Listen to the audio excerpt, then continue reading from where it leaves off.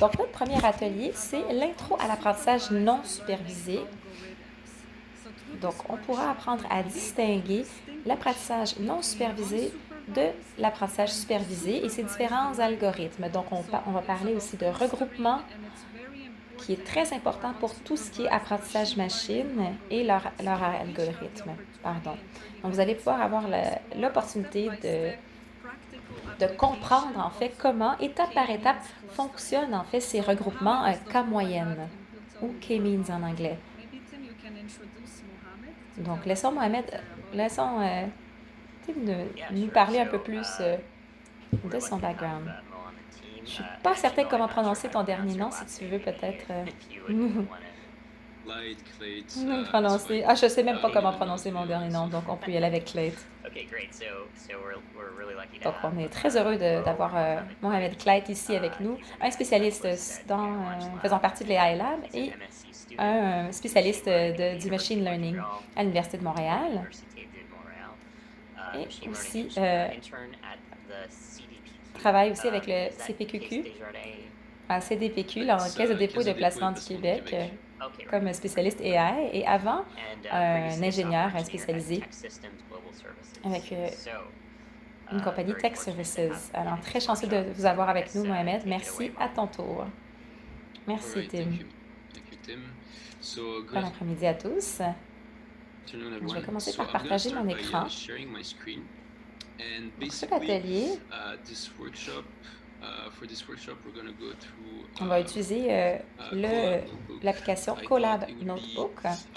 J'ai l'impression que c'est la meilleure façon de vous partager la théorie et les exercices et exemples pratiques en même temps. Donc, comme le mentionnait Monica, c'est une intro à l'apprentissage non supervisé avec un focus sur le clustering, aussi appelé regroupement. Donc, dans un premier temps, j'aimerais simplement partager ce document avec vous. Et je vais le partager dans la messagerie de Zoom, dans le chat. Vous devriez être en mesure d'y accéder. Et je vais vous montrer ce que vous pouvez en faire par la suite.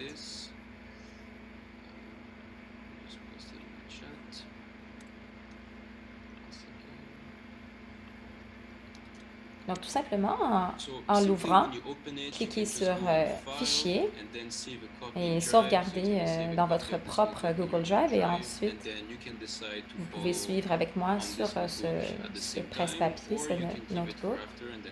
Vous pouvez y accéder un peu plus tard, c'est à vous de choisir. Donc, l'apprentissage non supervisé. Donc, avant de se lancer dans la partie apprentissage non supervisé, parlons de l'apprentissage supervisé. Quelle est la différence entre les deux? Donc, dans le contexte, quand on parle d'apprentissage supervisé, on a en fait un ensemble d'observations. On remarque ici des vecteurs de x1 à xm. Et chaque vecteur de la forme contient certains éléments différents. Et pour chaque observation contient ses propres spécificités et son retour, en fait, son rétroactif. Et donc, chaque rangée correspond à une observation. Donc, la première rangée correspond à ce vecteur x0. Oui, pardon, Mohamed, on nous dit que c'est un peu petit. Est-ce que vous pourriez juste zoomer un peu, agrandir votre écran?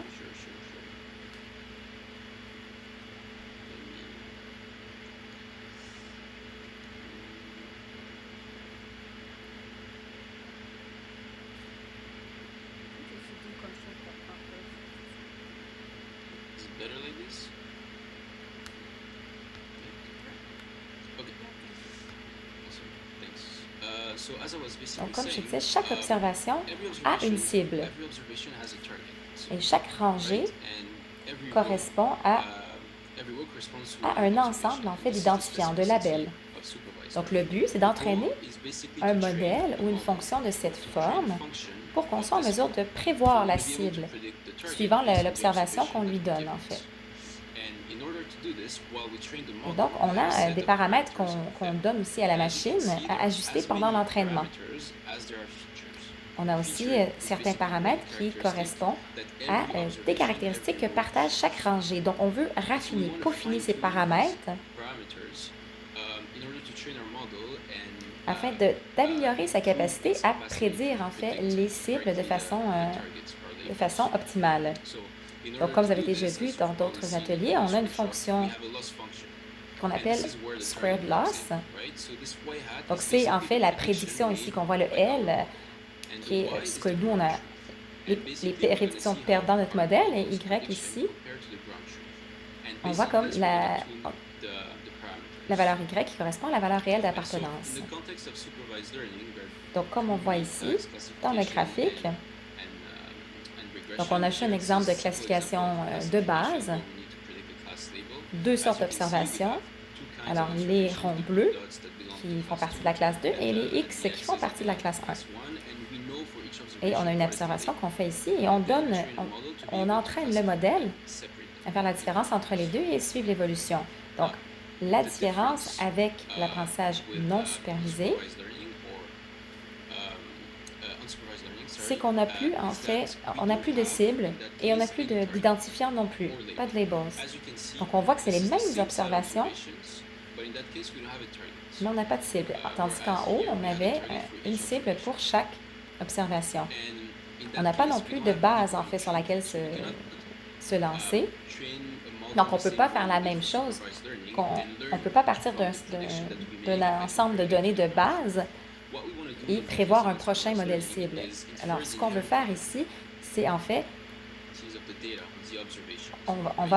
il y a plusieurs façons de faire cette prédiction à travers l'apprentissage non supervisé. On va parler plutôt du regroupement qu'on appelle clustering en anglais. Donc, comme on voit ici, on a un ensemble de données à gauche dans le graphique, mais on n'a pas d'identifiant, on n'a pas de catégorisation, on ne sait pas si elles appartiennent à une classe spécifique ou non. Et le but, c'est de découvrir ça. Donc, on va diviser en différentes catégories ces données afin que les disparités soient minimes et beaucoup plus petites, en fait, que les caractéristiques semblables, en fait, ou similaires. Donc, afin que ce soit plus concret pour vous, je vous démontre ici, à droite dans le graphique, quand on fait ce regroupement, ce clustering, on va avoir une division des données dans 4 différents groupes. Donc, plutôt regroupés par ressemblance. Et on voit que dans chaque regroupement, par exemple le bleu, les différences entre une donnée et l'autre sont beaucoup plus petites que, par exemple, entre le bleu et le jaune. Donc, c'est ce qui fait que ça peut nous aider, en fait, en utilisant le regroupement, et c'est beaucoup plus précis. Donc, il y a plusieurs méthodes de regroupement, de clustering, différents algorithmes. On va explorer le plus populaire qui s'appelle le K-means en anglais ou K-moyenne en français. Donc, avec le K-means, toutes nos données sont numériques. On utilise des variables numériques. On n'a pas de cible. On n'a pas de données, des données labellisées. Et on a un paramètre K qui correspond au nombre de regroupements de clusters que l'on recherche. Donc, K est un paramètre qui est déterminé à l'avance. Il est donc prédéfini. Bien important pour entraîner l'algorithme. Et je reviendrai là-dessus un peu plus tard. Donc, l'intuition qui soutient, en fait, les cas moyennes, K-means, est basée sur 2 valeurs principales. Donc, ça veut dire que chaque cluster a un centre qui est la moyenne arithmétique de l'ensemble des points de ce cluster ou de ce regroupement. Donc, si on prend ici, dans la partie bleue un peu ombragée, donc, on sait que dans la partie ombragée, se retrouvent toutes les caractéristiques qui touchent tous les autres points du groupe bleu. Le deuxième point, c'est chaque point appartenant à un regroupement est plus proche du centre de ce même regroupement que du centre des autres regroupements. Donc, comment ça fonctionne? Comment l'implémenter et l'utiliser? Premièrement, on initialise de façon aléatoire les centres K, K-centers en anglais, faisant partie du regroupement. Combien en veut-on? Donc, on va créer de façon aléatoire les différents centres et on va répéter jusqu'à ce qu'il y ait une convergence et donc on n'ait plus en fait d'amélioration possible. Une fois qu'on a initialisé de façon aléatoire les centres K, on assigne à chaque point le centre le plus proche. Une fois que ça c'est fait, on va ensuite ajuster le centre de chaque cluster en prenant la moyenne de l'ensemble des points assignés au cluster. Et on le fait de façon itérative jusqu'à ce qu'il n'y ait plus d'amélioration possible. Donc, j'ai ajouté ici un lien qui nous aide en fait à visualiser comment le K-means, les K-moyennes, en pratique, comment ça fonctionne en fait. Donc, on a les deux étapes ici qu'on répète jusqu'à ce que les algorithmes convergent. Dans un premier temps, on initialise le tout, c'est aléatoire. Dans un deuxième temps, on doit trouver le centre de regroupement qui est le plus près de toutes les autres données qu'on se retrouve, de tous les autres cercles. Donc ça, c'est la première chose qu'on fait. On voit donc ici que chaque point a été assigné à un regroupement précis. Ensuite, on a fait une mise à jour des centres de regroupement, du regroupement. Donc, on voit que ça se précise et on le répète jusqu'à ce qu'on ait atteint notre convergence. Donc, peu importe ce que je fais, on remarque que le centre ne bouge jamais. Ça veut dire qu'on a une convergence positive et donc qu'il y a une bonne convergence. Et le nombre de clusters, de regroupements, était prédéfini. Ici, on en avait 3. Donc, vous allez pouvoir vous amuser avec ça. Le lien est accessible pour vous. Vous allez pouvoir essayer de le refaire et de répéter l'exercice encore et encore. Un exemple maintenant. Vous allez avoir accès à ces données. Vous allez pouvoir passer à travers la programmation, les codes. Prenez votre temps. Donc, en fait, j'ai simplement importé toutes les bibliothèques dont j'avais besoin pour entraîner la machine. Et ensuite, les plots qu'on appelle, que je vais connecter, en fait, au graphique par la suite. Alors, on va montrer comment on peut entraîner la machine avec le K-means. Donc, premièrement, on va générer des K-clusters d'observation aléatoirement. Il va nous générer 400 données aléatoires non labellisées. Et on veut créer 5 groupes pour qu'il y ait un nombre équivalent dans chaque groupe. Donc, on se rappelle que les caractéristiques, c'est vraiment ce qui ressort le plus dans nos groupes. Pourriez-vous agrandir votre écran? Pardonnez de vous interrompre encore, Mo. Juste, c'est un peu trop petit sur mon écran encore pour moi.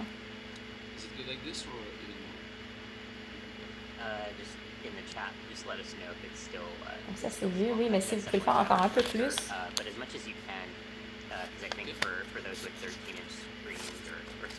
Merci beaucoup.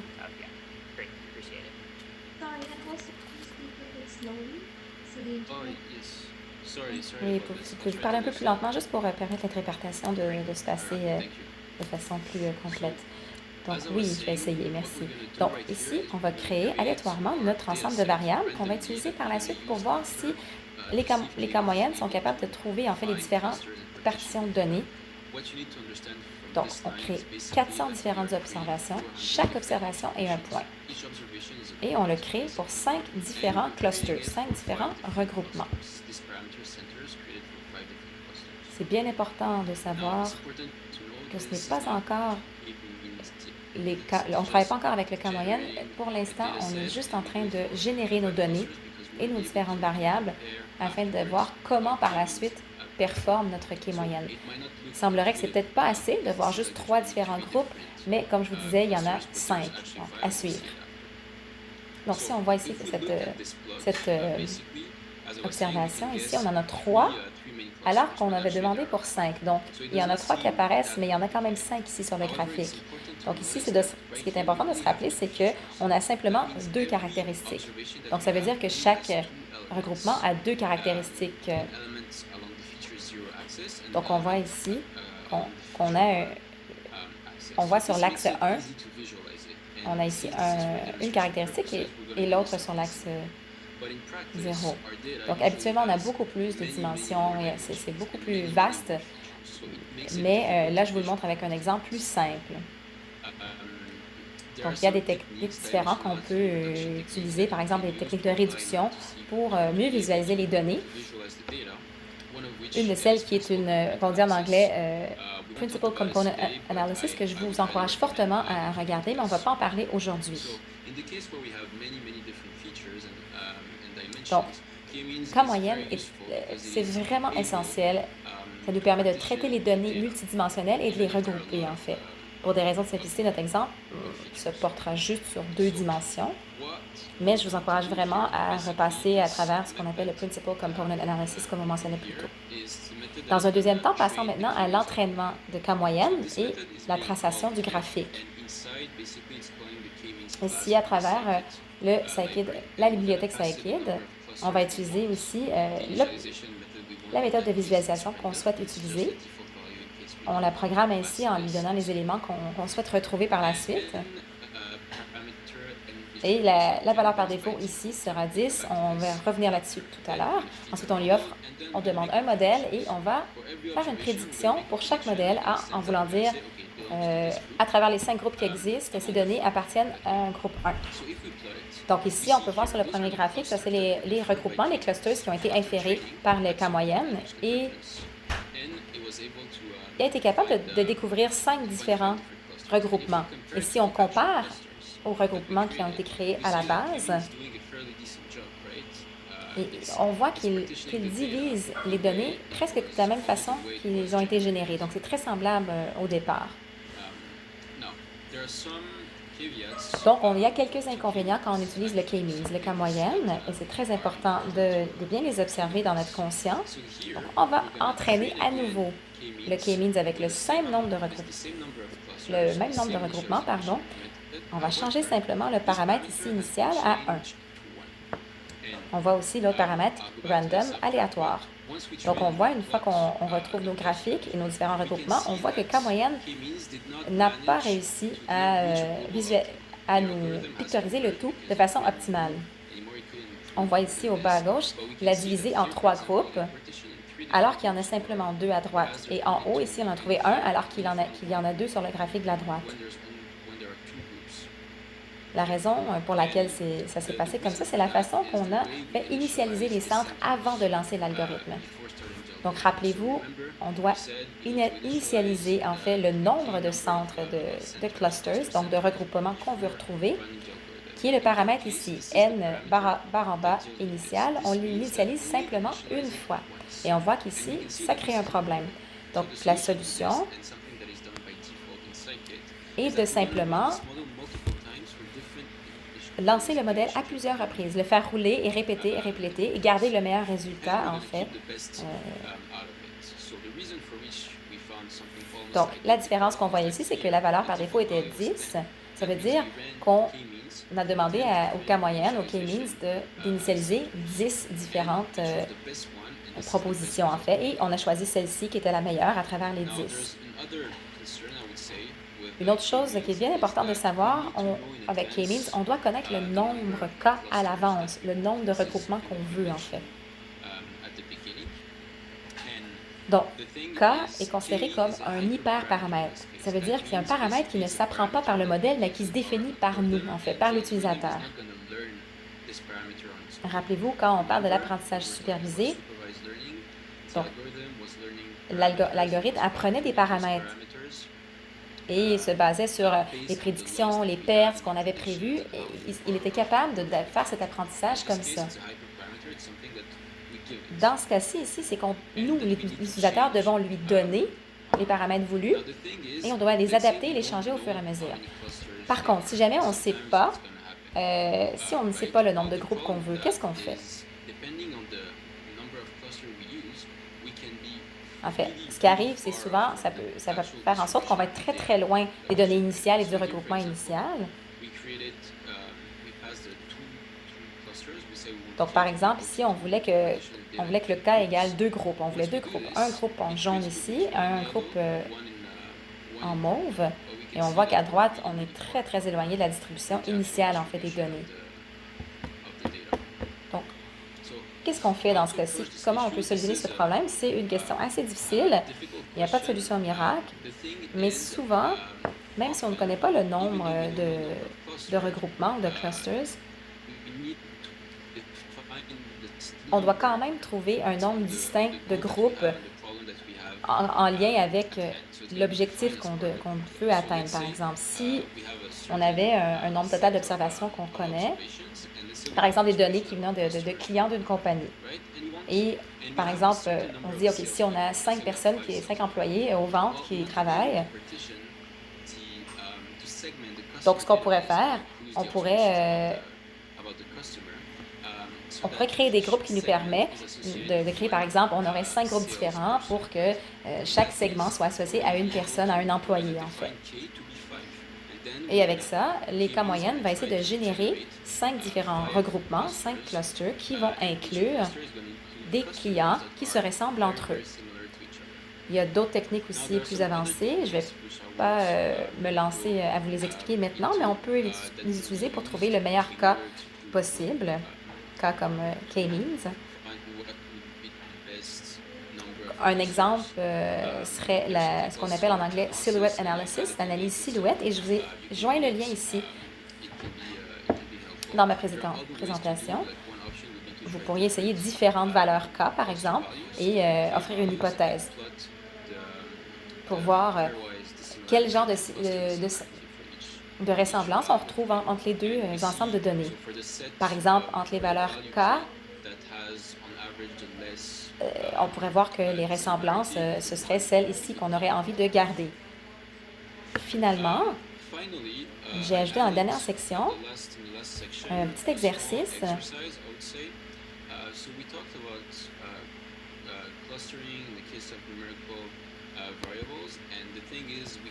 Donc, voici un exemple que j'aimerais que vous essayiez lors de vos temps libres et de le faire par vous-même. Donc, on voit dans ce cas-ci un exemple beaucoup plus réaliste, en fait. Un petit devoir que je vous offre, vous allez voir que quand vous allez inclure, en fait, les différentes observations que vous avez, les différentes features qu'on appelle, les caractéristiques, vous allez voir que c'est un cas beaucoup plus réaliste, en fait. Donc, on va voir que la visualisation va être un peu plus difficile, par exemple, pour notre hypothèse, mais on peut entraîner le modèle de Cummings à regrouper toutes les observations qui se ressemblent.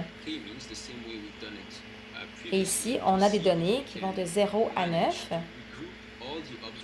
Et avec cela, K-means devrait être en mesure de regrouper toutes les observations qui correspondent à 0, les autres qui correspondent à 1, etc. Ça, c'est vraiment quelque chose que j'aimerais que vous essayiez à faire dans votre temps libre par vous-même. Et il y a ici une petite vidéo pour vous aider à bien comprendre les cas moyennes. Et j'ai aussi la référence 2, c'est en fait un livre que j'utilise souvent, qui m'est très, très utile. Donc, c'est pas mal tout pour l'atelier sur le clustering, les regroupements. Je ne sais pas au niveau du temps, j'en suis où.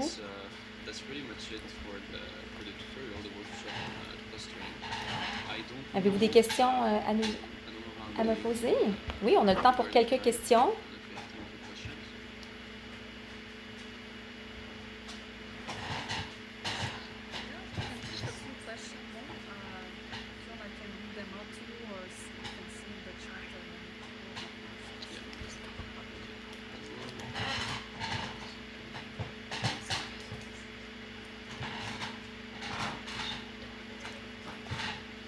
Alors, combien de données a-t-on, combien de regroupements a-t-on avec ces données ici? Voilà la question. Donc, souvent, ça fait partie d'un problème assez spécifique avec une cible très précise. On recherche en fait à trouver les groupes qui ont les caractéristiques du groupe Cummings. On connaît aussi les différentes partitions que nous offre Cummings, mais dans d'autres cas, ça peut être un peu plus difficile à clarifier ce genre de données. Donc, il y a des méthodes, en fait, qui vont nous aider à solutionner le tout et à clarifier les données avant de les regrouper et d'offrir les informations au système. Donc là, j'ai une autre question ici. Donc, la question est, je crois qu'on doit programmer le Cummings avec plusieurs valeurs K et trouver la valeur K qui minimise la distance entre chaque point du centre. C'est ça? Oui, évidemment, on va trouver la donnée K où on a le moins de dissemblance. Une prochaine question. Pourriez-vous nous donner une solution à un moment donné, les solutions aux devoirs que vous nous avez offerts. Est-ce que vous pourriez nous offrir les réponses aux devoirs? Pardon. Oui, avec plaisir, ça vous sera offert au cours des prochaines questions. Question, comment choisir les caractéristiques pour chaque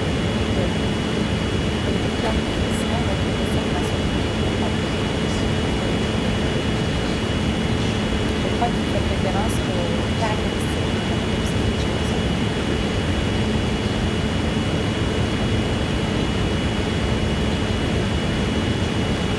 Par caractéristiques. Alors, la question est comment choisir les caractéristiques pour chaque de l'activité?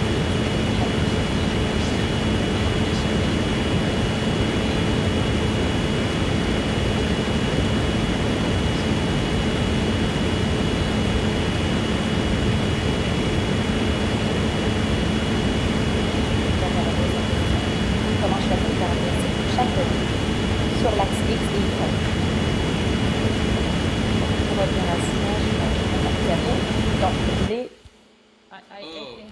Donc, ce qu'on appelle feature, les caractéristiques sont des données. Donc, si on pense à X ou Y, c'est pas très important de différencier pour le moment. Pour aller un peu plus du côté intuitif, on veut classifier si le masculin fait partie de spam ou non. Bon, par exemple, est-ce qu'il y a... donc, est-ce que, par exemple, on aurait mal écrit un mot ou quoi que ce soit? Est-ce qu'il y aurait des données qui ne sont pas valides, en fait, qui pourraient brouiller le tout? Donc, on veut observer cela en premier et identifier le tout. Par la suite, si c'est bien la question que vous me posez, comment offrir l'hypothèse? Donc, c'est assez standard. On utilise pas mal tous la même fonction quand on veut créer des graphiques à partir d'hypothèses, qu'on appelle plots ici en anglais.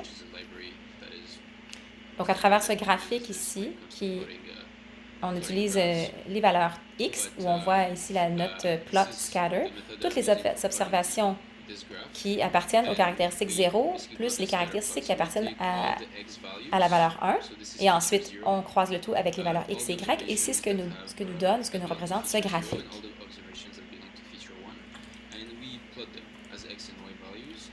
Prochaine question. Est-ce que vous utilisez d'autres bibliothèques, d'autres ensembles de données pour l'apprentissage non supervisé comme PyTorch ou Keras? Oui, vous pouvez utiliser PyTorch ou Keras sans problème, surtout quand vous voulez créer un graphique comme celui-ci. Moi, j'utilise souvent en plus Scikit parce qu'il est très, très facile à utiliser et c'est très bien fait. Je n'ai jamais essayé avec PyTorch ou Keras dans ce cas-ci pour le K-means. J'ai jamais essayé, mais je suis certaine que c'est possible. Pouvez-vous expliquer pouvez-vous expliquer à nouveau à propos de la notification de programmation barre en bas, initialisée? Donc oui, je disais que c'est un paramètre qu'on passe à la classe K-means. C'est pour dire à K-means, voici combien de fois je veux que tu initialises l'algorithme pour l'entraîner. Chaque fois qu'on entraîne K-means, on doit passer par une étape d'initialisation. Je vais me retrouver sur cette diapositive pour clarifier. Par exemple, si on dit on crée des nouveaux centres, donc on relance l'algorithme jusqu'à ce qu'on atteigne la convergence optimale. Par exemple, si la valeur n dépasse 2, ça veut dire qu'il l'a initialisé, il l'a lu une fois, il va réinitialiser une deuxième fois, on va le lancer encore une fois, et on voit que la convergence s'arrête. Donc, on a lancé le K-means, initialisé le K-means 2. Ça veut dire qu'il était presque parfait au bout de 2 initialisations. Donc, comme ce n'était pas parfait, complètement parfait, on se rend compte que on a des regroupements qui étaient très loin, en fait, de notre cible. Et c'est pour ça qu'on demande à K-means de l'initialiser 3 fois, 10 fois, parce qu'on veut garder le meilleur modèle. Car les résultats de K-means dépendent énormément de l'initialisation de base, des regroupements de données K-means, dès le départ, en fait. Une autre question, quelle méthode est bonne pour trouver la valeur K pour l'algorithme K-means et pourquoi? Donc, comme je vous disais, ça dépend vraiment du problème qu'on veut solutionner. Je donne un exemple. Par exemple, si vous voulez voir à quel point se ressemblent les clients entre eux dans un dit magasin. Dans ce cas, on voudrait que chaque client soit associé à un vendeur, par exemple, un employé, hein. Si vous avez 5 vendeurs dans le magasin, dans ce cas-ci, on va utiliser la valeur 5 pour K. Et on va assigner un certain groupe de clients à un vendeur. Et en faisant ça, on va tenter de regrouper tous les clients qui se ressemblent entre eux et ensuite les assigner à un vendeur particulier. Et ensuite, on va utiliser l'autre groupe de clients qui sera associé à un autre vendeur et à un autre et à un autre. Donc, c'est un autre aspect, mais tout dépend du problème qu'on a à solutionner. Donc, ce qu'on fait, c'est qu'on essaie différentes valeurs K. Et pour chaque valeur K, on va créer en fait un regroupement, un cluster de dissemblance. Et on va voir pour chaque regroupement, chaque cluster, à quel point sont-ils dissemblants entre eux. Et on va le faire avec différentes valeurs K. Par la suite, on va voir à un point. Donc, on va voir par exemple à un certain moment si la valeur K, K star, si on choisit moins de regroupements que le chiffre réel, que le nombre réel, les dissemblances seront peut-être élevées. Plus on augmente le nombre de regroupements, plus on crée de regroupements et plus cette valeur peut diminuer.